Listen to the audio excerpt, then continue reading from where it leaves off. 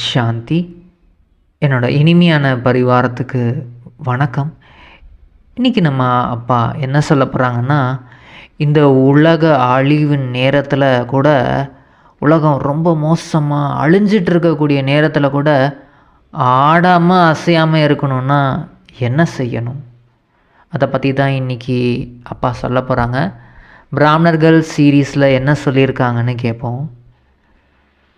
பாப்தாதா சொல்கிறாங்க, பிராமணன் என்றாலே நீங்கள் எல்லோரும் பிராமணர்கள் தானே. பிராமணர்கள் அப்படின்னாலே சதா ஆடாத அசையாது இருப்பவங்க, அவங்க தான் உண்மையானவே பிராமணன். நான் ஆத்மா, ஆடாத அசையாது இருக்கும் ஆத்மா அப்படின்ற அனுபவம் நீங்கள் செய்கிறீங்களா? நான் ஆத்மா, ஆடாமல் அசையாமல் இருக்கும் ஆத்மா. ஏன்னா ஒரு புறம் இந்த உலகத்தில் குழப்பம், அவ்வளோ குழப்பங்கள் இருந்துக்கிட்டே இருக்குது, அதிகரிச்சுக்கிட்டே இருக்குது. மறுபுறம் பிராமண ஆத்மாக்களாகிய நீங்கள் ஆடாமல் இருக்கீங்க. எந்த அளவுக்கு அங்கே குழப்பங்கள் ஏற்பட்டுக்கிட்டே இருக்குதோ அந்தளவுக்கு உங்களுக்குள்ள ஆடாமல் அசையாமல் இருக்கக்கூடிய அந்த நிலையின் அனுபவம் அதிகரித்து கொண்டே போகும். என்ன நடந்தாலும் சரி, இந்த உலகத்தில் என்ன நடந்தாலுமே, இப்போது உலகம் அவ்வளோ ரொம்ப மோசமாக உலக விநாசமே நடந்துட்டுருக்கு, ஆபத்துக்கள் நிறைய இருக்குது, நிறைய வாயு மண்டலம் எல்லாம் ரொம்ப எதிர்வினையாக இருக்குது அப்படின்னா கூட அதற்கு எளிய யுக்தி என்னன்னா, பாபா சொல்கிறாங்க, இந்த யுக்தியை நீங்கள் பயன்படுத்திக்கணும். அது என்னன்னா, எதுவும் புதிதல்ல, இங்கு என்ன நடந்து கொண்டிருக்கிறது, என்ன நடக்கும் என்று சில நேரங்களில் உங்களுக்கு ஆச்சரியமாக தோணுது. ஐயோ என்ன நடக்குமோ, என்ன நடக்க போகுது அப்படின்னு சில நேரம் ஆச்சரியமாக இருக்குது. அது புது விஷயமாக இருக்கும்போது தான் ஆச்சரியம் ஏற்படும். புதுசாக ஏதோ ஒன்று நடக்க போகுது அப்படின்னா தானே ஆச்சரியமாக இருக்கும். ஒரு சீனை நீங்கள் ஏற்கனவே பல தடவை பார்த்துட்டீங்க அப்படின்னா திரும்பியும் ஒரு 10வது தடவை பார்க்கும்போது அது ஒரு பெருசாகவே ஆச்சரியமாகவே இருக்காது. அதே மாதிரி தான் இந்த உலகத்தில் இது மாதிரி எத்தனை வாட்டி நடந்திருக்கு. இந்த சீனை எத்தனை தடவை நீங்கள் பார்த்துருக்கீங்க. இந்த மாதிரி நிலைமைகள் எத்தனை தடவை வந்திருக்கு. திரும்பவும் இப்போது அதுவும் ஒரு 10 தடவைனாலே அது பெருசாக இருக்காது. இது கோடி மடங்கு மேலேயே நடந்துட்டுருக்கு. எந்த ஒரு விஷயம் சிந்திக்கவே இல்லை, கேள்விப்படவே இல்லை, புரிந்து கொள்ளவே இல்லை, ஆனால் எது எதிர்பாராத விதமாக நடந்து விட்டால் தான் ஆச்சரியம் ஏற்படும். நீங்கள் அதை பற்றி சிந்திக்கவே இல்லை, இதெல்லாம் நடக்குமானே தெரியல, கேள்விப்பட்டதும் இல்லை, புரிஞ்சுக்கவும் இல்லை, ஆனால் அது எதிர்பாராத விதமாக நடந்தால் தான் ஆச்சரியமே நடக்கும். அதனால் இப்போது இந்த உலகம் கொஞ்சம் நல்லா இருந்துகிட்ருக்கு, விநாசம் நடந்துகிட்ருக்கு, கொஞ்சம் கொஞ்சமாக ஆரம்பம் ஆகுது. ஆனால் நம்ம கடைசி ரொம்ப அகோரமாக நடக்கக்கூடிய அந்த உலக அழிவையே நம்ம கண்ணு முன்னாடி கொண்டு வரணும். அந்த டைமை அடிக்கடி நம்ம ரீவைண்ட் பண்ணி பார்த்துக்கிட்டே இருக்கணும். ஆனாலும் நான் ஆத்மா, ஆடாமல் அசையாமல் இருக்கும் ஆத்மா, நான் ஆத்மா, ஆடாமல் அசையாமல் இருக்கிறேன் அப்படின்னு அதை அடிக்கடி மனக்கண்ணில் பார்த்துக்கிட்டே இருக்கணும். அந்த மாதிரி பார்த்துக்கிட்டே பயிற்சி பண்ணவங்களுக்கு அந்த மாதிரி நேரம் வந்தாலும் என்ன நடந்தாலும் திடமாக உறுதியாக இருப்பாங்க. அதனால தான் பாபா சொல்கிறாங்க, இது உங்களுக்கு இதை பாபா உங்ககிட்ட சொல்லிட்டேன், அவங்களுக்கு தெரியாது, உலகத்தில் இருக்கவங்களுக்கு தெரியாது. அவங்க இந்த மாதிரி ஆச்சரியப்படுவாங்க தான். ஆனால் உங்களுக்கு இது எல்லாமே பல தடவை வந்து பாபா வந்து சொல்லிட்டேன். அப்போ வந்து நீங்கள் இதை திரும்பவும் திரும்பவும் சிந்தனை பண்ணி பார்த்து உங்களுக்கு இது வந்து இது நீங்கள் கேள்விப்பட்டுட்டே தான் இருக்கீங்க, எப்பயுமே கேள்விப்பட்டுட்டே தான் இருக்கீங்க, உங்களுக்கு நல்லாவே புரியுது. அப்புறம் எதுக்கு நீங்கள் வந்து ஆடாமல் அசையாமல் இருக்க முடியாதா என்ன? ஆக ஆச்சரியப்படாமல் நீங்கள் வந்து முற்றுப்புள்ளி வைங்க. ஆமாம், இது இப்படி தான் நடக்கும், இங்கே வந்து இப்படி தான் குழப்பங்கள் இருக்கும், இங்கே வந்து உலக அழிவு நடந்தே தீரும், ஏன்னா புது உலகம் வரப்போகுது, அதுக்கு இதெல்லாம் நடந்தே தீரும். நம்மளோட வேலை என்னன்னா புது உலகத்தை இப்போ ஸ்தாபனை செஞ்சிட்ருக்குறோம். அது ஏன்னா அது உள்ளுக்குள்ளே நம்ம ஆச்சரியப்பட்டுட்டோம் அப்படின்னாலே நம்மளுக்குள்ளே அந்த ஆடக்கூடிய அந்த நிலைமை வந்துடும், ஆடிடுவோம் கொஞ்சம். அதனால் ஆடாமல் இருக்கணும் அப்படின்னா இது புதுசே கிடையாது, ஏற்கனவே எல்லாம் நத்திங் நியூ, ஏற்கனவே பல தடவை நடந்துருச்சு. இப்போ நம்ம வந்து புது உலகத்துக்காக அமைதியாக இருந்து அமைதியை வந்து ஸ்தாபனை செய்யணும், சுகத்தை வந்து ஸ்தாபனை செய்யணும். அதாவது சுகமாக நம்ம இருக்கணும், உள்ளுக்குள்ளே வந்து ஆத்ம உணர்வில் இருந்து பாபாவோட நினைவில் இருந்து சுகமாக இருக்கணும். வெளி உலகத்தில் இருக்கவங்க தான் வந்து ஆச்சரியப்படுவாங்க, கவலைப்படுவாங்க, பயப்படுவாங்க. ஆனால் நீங்கள் இந்த மாதிரி செய்திகள் இனிமேல் உங்களுக்கு நிறைய வரும். ஆனாலும் நிறைய கேள்விப்பட்டாலும் எதற்குமே ஆடாமல் அசையாமல் இருக்கணும். அதற்கு பயிற்சி அதிக அபுல்கால் பயிற்சி இருக்கணும்னு சொல்கிறாரு. நிறைய வாட்டி நீங்கள் இதை வந்து பயிற்சி பண்ணியிருக்கணும். அதுக்கேற்ற மாதிரி பாபா இன்றைக்கி முரளிலே என்ன சொல்லியிருக்காங்கன்னா, இனிமையான குழந்தைகளே, இந்த விகார உலகத்தை சிவாலயமாக மாற்றுறதுக்கு தான் பாபா நான் வந்திருக்கேன். விலை மாதர்களுக்கு கூட நீங்கள் வந்து ஈஸ்வரிய சேவை கொடுத்து செய்தியை வந்து கொடுத்து அவங்களுக்கு நன்மை செய்யணும், அது வந்து உங்களோட கடமை. கேள்வி பாபா என்ன கேட்குறாங்கன்னா, எந்த குழந்தைகள் தங்களுக்கு மிகப்பெரிய நஷ்டத்தை ஏற்படுத்திக்கிறாங்க? பாபா சொல்கிறாங்க, யார் ஏதாவது ஒரு காரணத்தால் முரளியை தவற விடுறாங்களோ அவங்க வந்து தங்களுக்கு மிகப்பெரிய ஒரு நஷ்டத்தை ஏற்படுத்திக்கிறாங்க. நிறைய குழந்தைகள் வந்து தங்களுக்குள்ளே கோபிச்சுக்கிட்டு காரணத்தால் வகுப்பிற்கே வர்றதே கிடையாது.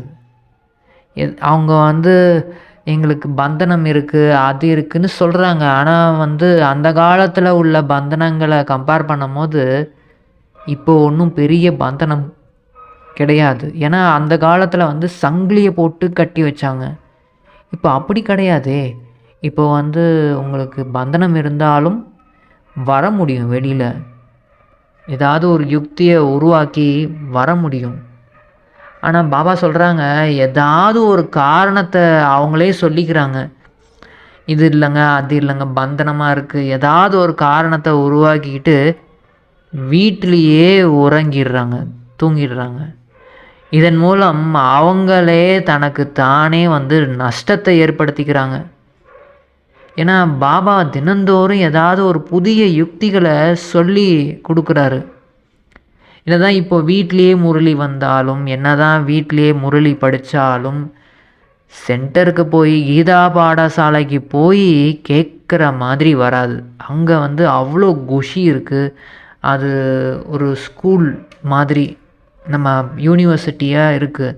அங்கே போய் படிக்கும் போது இன்னமும் குஷியாக இருக்குது, நம்மளை மாதிரி நிறைய குழந்தைங்க வந்து படிக்கிறாங்க அப்படின்னு அது ஒரு குஷியாக இருக்கும்.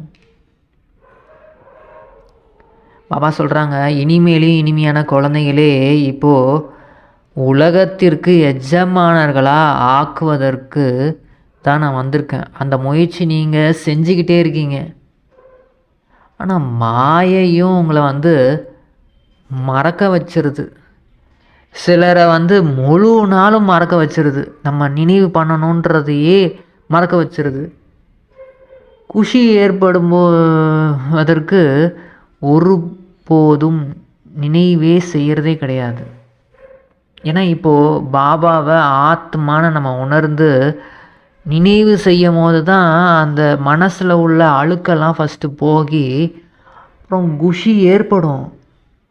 முதல்ல எடுத்த உடனே வந்து பாபாவோட நினைவில் வந்து குஷி ஏற்படாது. ஆனால் வந்து இதெல்லாம் கிளியர் ஆகிடுச்சு, நம்ம புத்தி க்ளீனாக இருக்குது அப்படின்னா வந்து அவ்வளோ குஷியாக இருக்கும் பாபாவை நினைவு செய்யும் போது. நமக்கு வந்து பகவானே படிப்பிக்கிறாரு, அவரே சொல்லிட்டாரு. அப்போ அதையும் நம்ம கேட்காம இருக்கிறோன்னா எப்படி? பகவானே நமக்கு ஒரு சில விஷயங்கள் எல்லா விஷயத்தையும் நம்மளை வந்து நம்ம தான் செய்வோன்னு அவர் நம்பிக்கை வைக்கிறாரு. அதனால் பாபா சொல்கிறாங்க, இந்த மாதிரி மறந்துடுறீங்க அப்படின்ற அந்த காரணத்தால் வேறு எந்த சேவையும் உங்களால் செய்ய முடியறதே கிடையாது. நீங்கள் வந்து நிறைய சேவை வந்து செய்யணும். மோசத்திலும் மோசமாக இருக்கக்கூடிய விலை மாதர்களுக்கு கூட நீங்கள் வந்து சேவை செய்யணும் அப்படின்னு பாபா இன்றைக்கி இரவு வந்து உங்களுக்கு புரிய வச்சேன்.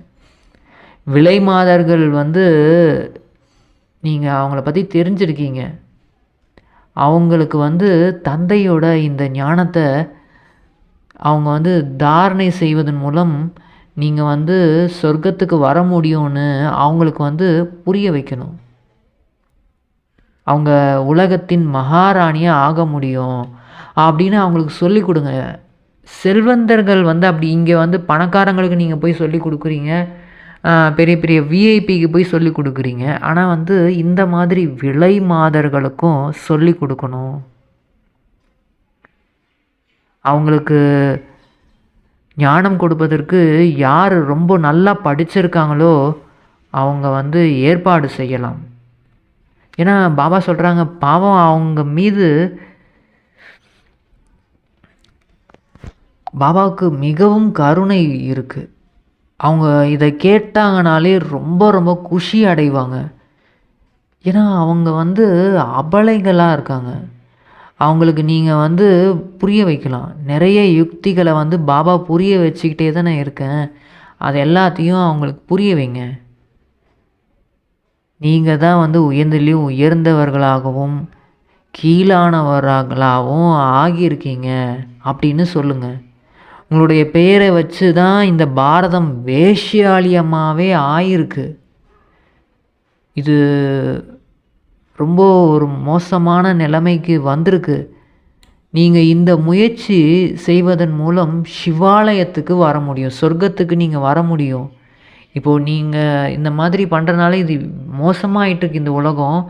இந்த மாதிரி நீங்கள் முயற்சி செய்யும் போது, சிவனோட வழிபடி நீங்கள் நடக்கும் போது, சிவபாபா நம்மளோட தந்தை அவர் சொல்லக்கூடிய வழிபடி தூய்மையாக நீங்கள் ஆகும்போது சொர்க்கத்துக்கு போக முடியும். நீங்கள் வந்து இந்த மாதிரி பணத்துக்கு எவ்வளோ மோசமான செயலை செஞ்சிட்ருக்கீங்க. அந்த பணத்துக்காக நீங்கள் இதெல்லாம் செய்யணும்னு அவசியம் கிடையாது. தூய்மையை இருங்க, அப்போவே உங்கள் வாழ்க்கை ரொம்ப சிறப்பாக மாறும். இப்படி வந்து புரிய வைக்கும் போது அவங்களுக்கு ரொம்ப மிகவும் குஷியாக இருக்கும். உங்களை யாருமே தடுக்க முடியாது. சரிங்களா? நீங்கள் போயிட்டு தாராளமாக போய் புரிய வைங்க.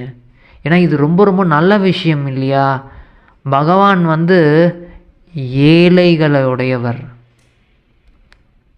அதனால் பணத்துக்காக இப்படி மோசமான காரியத்தை செய்யாதீர்கள் அப்படின்னு நீங்கள் போய் குழந்தைகளே சொல்லுங்கள். அவங்கக்கிட்ட போய்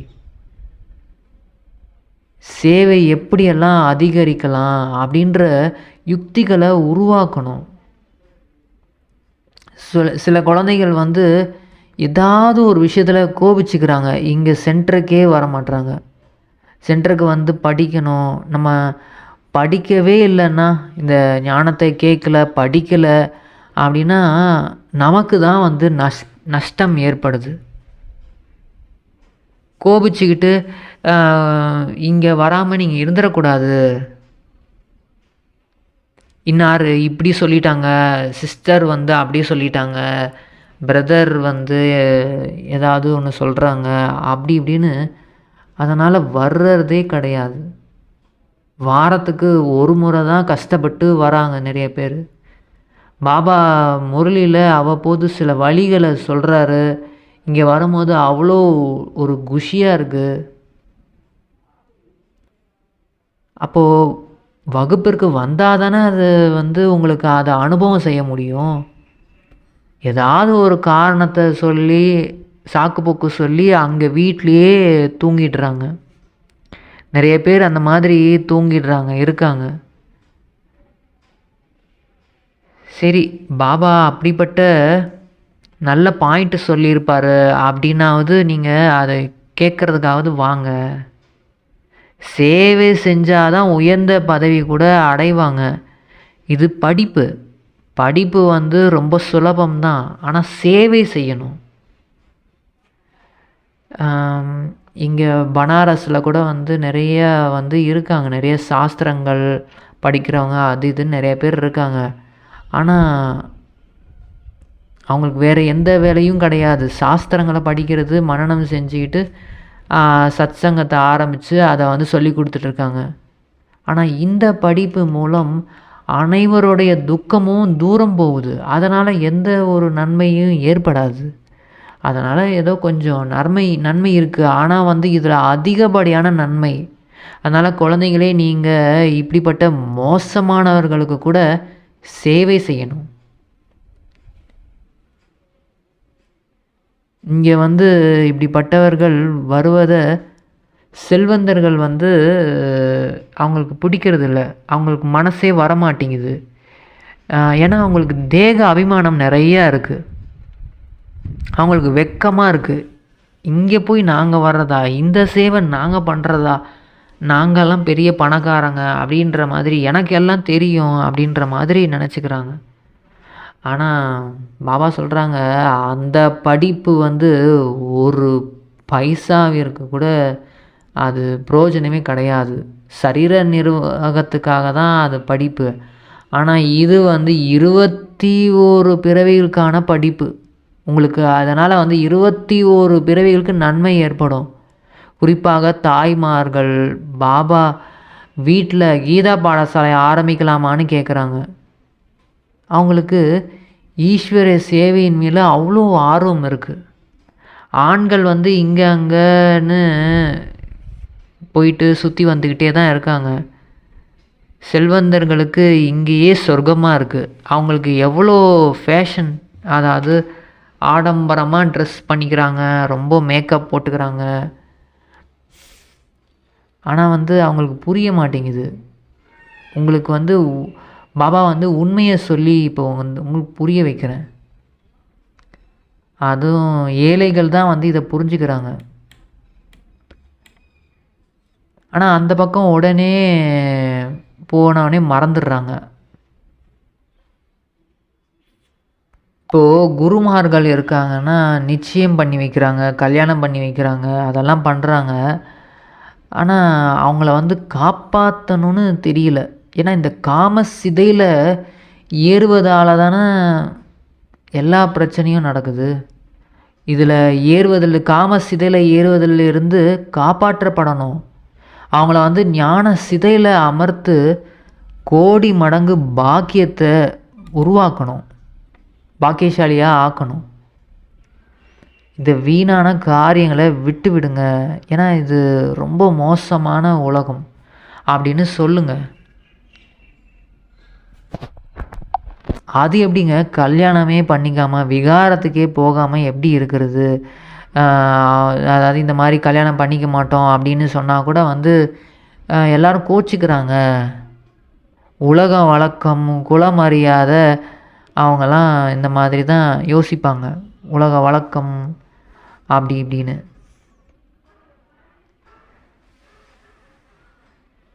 இந்த மீரா கூட பாருங்கள், பக்தி மார்க்கத்தில் அவங்க தான் மிக உயர்ந்தவங்க, பக்தராக இருந்தாங்க.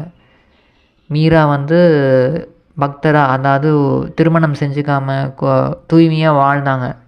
அந்த பக்தர்களில் கூட தூய்மையாக இருக்கவங்களுக்கு தான் அந்தளவுக்கு உயர்ந்த மதிப்பு. அதேமாரி நாராயணன், அவரும் மிக உயர்ந்த பக்தராக இருந்தார். ஆனால் அவர் சொல்லப்படுது, அதாவது என்னென்னா, லக்ஷ்மியை மனம் முடிக்க இப்போ புதுசாக வந்திருக்காங்கன்னா அவங்கக்கிட்ட கேட்கப்படுது. அதாவது லக்ஷ்மியை மனம் முடிக்க உங்ககிட்ட வந்து அந்த குணம், அந்த லக்ஷ்மிக்கான அந்த குணம் உங்ககிட்ட இருக்கா? அந்த அளவுக்கு தூய்மை ஆகிட்டீங்களான்னு கேட்கப்படுது. ஏன்னா தூய்மையாக ஆனா தான் வந்து லக்ஷ்மிய மனம் முடிக்கவே முடியும். இந்த பாபாவிடம் வந்து சத்தியம் செய்கிறாங்க. பாபா நாங்கள் வந்து விகாரத்திலேயே விழமாட்டோம். இப்படியெல்லாம் வந்து சொல்கிறாங்க. ஆனாலும் செய்திகள் வருது. அவங்க வந்து விகாரத்தில் போயிட்டாங்க அப்படின்ற செய்தி கூட வருது. அதுக்கு பாபா சொல்கிறாங்க, இப்படியெல்லாம் வந்து அவங்க அதாவது அவங்கள வந்து யார் எந்த பிராமணி வந்து அழைச்சிட்டு வந்தாங்களோ அவங்கள் மீது கூட வந்து தாக்கம் ஏற்படுது. இப்போ யாரையாவது அழைச்சிட்டு வராங்க பிராமணி வந்து இவங்க தூய்மையாக தான் இருப்பாங்கன்னு சொல்லிட்டு அதுக்கப்புறம் போய்ட்டு தூய்மை இழந்துட்டாங்கன்னா அந்த பிராமணிக்கும் வந்து அந்த தாக்கம் வந்து ஏற்படுது. ஏன்னா இந்திர சபையின் கதை வந்து உங்களுக்கு தெரியும். அங்கே வந்துட்டும் அந்த அதிர்வலைகள் தூய்மை இல்லாமல் இருக்கிறாங்க, விகார உணர்வோடு இருக்காங்கன்னா அப்போது அது தண்டனை கிடைக்குது. அவங்க புத்தி வந்து லாக் ஆகிடும். அப்புறம் அந்த யார் கூட்டிகிட்டு வந்தாங்களோ அந்த பிராமணிக்கும் வந்து அந்த தாக்கம் ஏற்படுது. ஞானம் வந்து ரொம்ப சுலபமான விஷயந்தான். இது வந்து ஒரு 10-15 நாள்லேயே வந்து எல்லாம் புரிஞ்சுக்கலாம். ஆனால் இங்கே வந்து இந்த உலகத்திலேருந்து முழுமையாக விடுபடணும், தூய்மையாக இருக்கணும். அதுதான் ரொம்ப ரொம்ப முக்கியம். தூய்மையாக இருக்கணும், தூய்மையாக ஆகிக்கிட்டே போகணும். மேலும் அதனால தான் தூய்மையான உலகம் உருவாகுது. ஏன்னா இந்த பழைய உலகம் மொத்தமாக முடிய போகுது. இப்போ நம்ம எல்லாருமே ஒட்டுமொத்தமாக வீட்டுக்கு போகணும். அப்புறம் எதுக்கு இந்த உலகத்தில் வந்து பந்தனம் இது அதுன்னு எல்லா பந்தனத்தையும் அறுத்தறியணும். யார் என்ன சொல்லிடுவாங்க, என்ன பண்ண முடியும் அவங்களால? தூய்மையாக இருக்கிறோம், நம்ம வந்து பாபாவோட இறைவனோட வழிபடி நடந்துகிட்ருக்கோன்னா யாருமே ஒன்றுமே பண்ணவே முடியாது. தைரியமாக நீங்கள் வந்து பந்தனத்திலிருந்து விடுபட்டவராக ஆகணும். நடத்தையும் மிகவும் ராயலாக இருக்கணும். பகவானே படிப்பிக்கிறாருன்னா அப்போது அந்த படிப்பில் யாராவது பெரிய தேர்ச்சி பெறாங்கன்னா அவங்க எவ்வளோ டிப் டாப்பாக ஆயிடுறாங்க. அதில் வந்து படித்து தேர்ச்சி பெற்றுட்டாங்க அப்படின்னா வந்து டிப்டாக ஆகிடுறாங்க. அதே மாதிரி தான் பாபாவும் ஏழை பங்காளனாக இருக்கிறேன். பாபா சொல்கிறாங்க, ஏழைகள் தான் ஏதாவது அனுப்பி வைக்கிறாங்க. 1-2 ரூபா கூட மணி ஆர்டர் பண்ணி வைக்கிறாங்க. நீங்கள் மகா பாக்கியசாலிகள் அப்படின்னு பாபா சொல்கிறாங்க. அந்த மாதிரி ரொம்ப கஷ்டமான நேரத்துலேயும் அவங்களுக்கு எவ்வளோ அதாவது முடியலனா கூட அவங்க எப்படியாவது இதுக்கு வந்து சேவை பண்ணணும், இதுக்கு வந்து ஏதாவது என் மூலிமா ஏதாவது நல்லது நடக்கணும்னு அவங்களால முடிஞ்ச பணத்தை வந்து அவங்க உண்டியலில் போடுறாங்க. வந்து அவங்களுக்கு ரொம்ப ரொம்ப பாக்கியம்.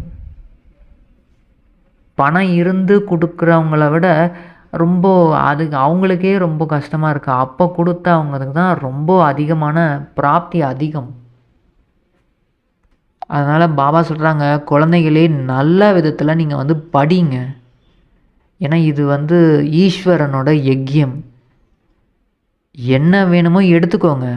ஆனால் வந்து இங்கேயே எடுத்துக்கிட்டீங்க அப்படின்னா வந்து அங்கே வந்து உங்களுக்கு குறைஞ்சிரும். இங்கே எல்லா சேவையும் செய்கிறீங்க, நல்லா படிக்கிறீங்க, குஷியை அனுபவம் பண்ணுறீங்க. இதை வந்து இதோட லாபத்தை வந்து இங்கேயே எடுத்துக்கிட்டிங்கன்னா சொர்க்கத்தில் கண்டிப்பாக குறைஞ்சிடும். பாபாவுக்கு வந்து இந்த சேவையில் மிகுந்த சுறுசுறுப்பான குழந்தைகள் தான் தேவை. இந்த சந்தோஷியை போல் மோகினியை போல் சேவையில் வந்து ஊக்கம் உற்சாகமாக இருக்கணும். அப்போ வந்து உங்களோட பெயர் வந்து புகழ் பெற்றுடும். உங்களுக்கு அதிக மரியாதையும் கொடுப்பாங்க. பாபா அனைத்து வழிகளையும் உங்களுக்கு கொடுத்துக்கிட்டே இருக்கிறேன். குழந்தைகளுக்கு இங்கே எவ்வளோ நேரம் வந்து உங்களுக்கு கிடைக்குது, நினைவிலே இருங்க அப்படின்னு பாபா சொல்கிறாங்க. இப்போது ரொம்ப எக்ஸாம் அதிகம் அதாவது நெருக்கத்தில் வருது அப்படின்னா வந்து அவங்க என்ன பண்ணுறாங்க, தனிமையில் போய் உட்காந்து படிக்கிறாங்க. தனியாக வந்து டீச்சர் கூட அமர்த்தி அவங்க வந்து படிக்கிறாங்க. அவ்வளோ படித்து அவ்வளோ நினைவு செய்கிறாங்க. அப்போது இங்கே கூட வந்து நிறைய டீச்சர்கள் இருக்காங்க.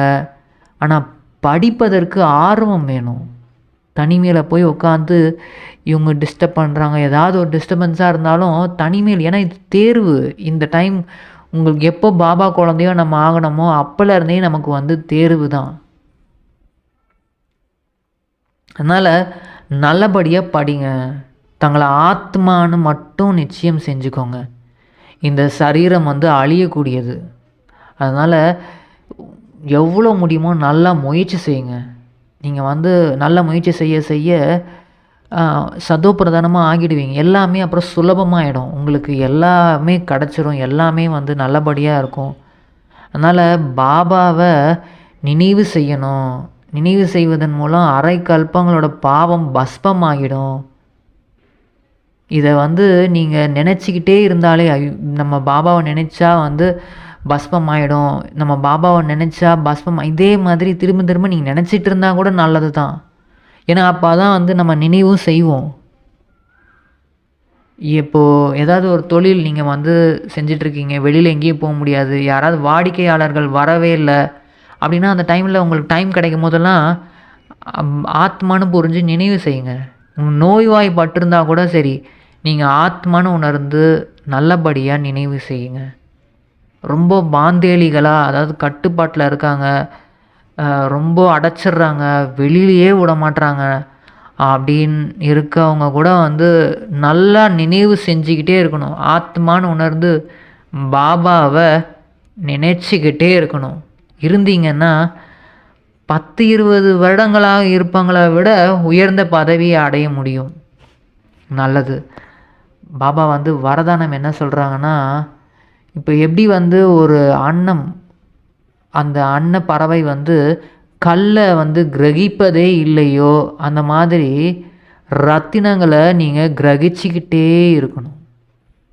தூய அன்னப்பறவையாக இருப்பவங்க வந்து ஒருபோதும் அவகுணங்களை, அதாவது கல்லை வந்து தாரணை செய்யவே மாட்டாங்க. அவங்க வீணானவை மற்றும் சக்திசாலியானவற்றை வந்து பிரித்து, வீணானவை எது, சக்தியே இல்லாதது எது அப்படின்னு பிரிச்சிருவாங்க. சக்திசாலியானதாக ஆக்கிக்கிறதுக்கு நம்ம என்ன பண்ணணும் அப்படின்றத தான் அவங்க வந்து மேற்கொள்வாங்க. அப்பேற்பட்ட தூய அன்னப்பறவை தான் பவித்திரமான சுத்த ஆத்மாக்கள் ஆவாங்க. அவர்களுடைய ஆகாரம், நடத்தை போன்ற எல்லாமே சுத்தமாகுது. எப்போது வந்து அசுத்தம், அதாவது அப்பவித்திரதாவின் பெயர் அடையாளம் கூட சமாப்தி ஆகிடுதோ அப்போது தான் எதிர்காலத்தில் புனிதமானவர் என்ற பட்டம் வந்து உங்களுக்கு கிடைக்கும். அதனால் ஒருபோதும் தவறுதலாக கூட வந்து தெரியாமல் கூட வந்து யாரோட அவகுணத்தையும் நீங்கள் வந்து உங்களோடது இவங்க அவங்களோட இப்படி இருக்கே அப்படி இருக்கேன்னு கொஞ்சம் கூட அதை வந்து தாரணை செய்ய வேண்டாம் அப்படின்னு பாபா சொல்கிறாங்க. ஸ்லோகன் என்ன சொல்கிறாருன்னா, யார் பழைய சுபாவ சமஸ்காரத்தை வம்சத்தையும் தியாகம் செய்கிறாங்களோ அவங்க தான் சர்வம் சத்யாகி ஆவார்கள். அவ்யக்த இஷாரா என்ன சொல்கிறாருன்னா, பாபா எந்த ஒரு காரியம் செஞ்சாலும் தந்தையின் நினைவில் லவ்லின்னா ஆகிருங்க. ஏதாவது ஒரு விஷயத்தின் விஸ்தாரத்தில் நீங்கள் போகாமல், விஸ்தாரத்துக்கு ரொம்ப விஸ்தாரமாக வந்துக்கிட்டே இருக்குன்னா அதுக்கு புள்ளி வச்சுருங்க, முற்றுப்புள்ளி வச்சு புள்ளியில் கரைஞ்சிருங்க, புள்ளி ஆகிடுங்க. நீங்கள் ஃபஸ்ட்டு புள்ளி ஆகி புள்ளியில் அந்த பரம்பிதா பரமாத்மாவோட, நம்ம அப்பாவோட புள்ளியில் அப்படியே கரைஞ்சிடணும். புள்ளி வச்சுட்டு அப்போதான் முழு விஸ்தாரமும் முழு வளையும் ஒரு நொடியில் கரைஞ்சிரும். மற்றும் சமயமும் உங்களுக்கு சேமிப்பாகும், உங்களுக்கு நேரம் வந்து கொஞ்சம் சேமிப்பாகும், உழைப்பிலிருந்தும் விடுபட்டுருவீங்க. புள்ளியாகி புள்ளியில் லவ்லின்னு ஆகிடுங்க. அதே மாதிரி விசேஷ அறிவிப்பு என்ன சொல்கிறாங்கன்னா, பாபாவுடைய ஸ்ரீமத் படி முரளி வந்து பாபாவோட குழந்தைகளுக்கு மட்டும்தான் இப்போது கிடைக்குது. யோகத்தின் பாடமுறை கூட வந்து இதை வந்து தெரிஞ்சுக்காதவங்க மற்ற ஆத்மாக்களுக்கு கிடையாது. அதனால் இந்த நிமித்த டீச்சர்கள் மற்றும் சகோதர சகோதரிகளிடம் பணிவான வேண்டுகோள் என்னென்னா, இப்போது சாகார முரளியோட அந்த ஆடியோவோ இல்லை வீடியோவோ வந்து வேறு யாருக்கும் அனுப்பிச்சிடாதீங்க. அதாவது யூடியூப் மூலிமா, ஃபேஸ்புக் மூலிமா, இன்ஸ்டாகிராம் மூலிமா, இதை வந்து வாட்ஸ்அப்பில் குரூப்பில் எல்லாம் வந்து போஸ்ட் செய்யாதீங்க. இந்த முரளி வந்து எல்லாருக்குமே வந்து தெரியாதவங்களுக்கு வந்து இது வந்து புரியாது. அதனால் இதை வந்து எல்லாத்துக்கும் போயிட்டு நீங்கள் ஷேர் பண்ணக்கூடாது அப்படின்னு பாபா வந்து சொல்லியிருக்காங்க. பாபாவுக்கு மிக மிக மிக மிக நன்றி. எங்களுக்கு இந்த யுக்திகளை சொல்லி எங்களை வந்து ஆடாமல் அசையாமல் மாற்றிட்டீங்க பாபா. ரொம்ப ரொம்ப ரொம்ப நன்றி. ஓம் சாந்தி.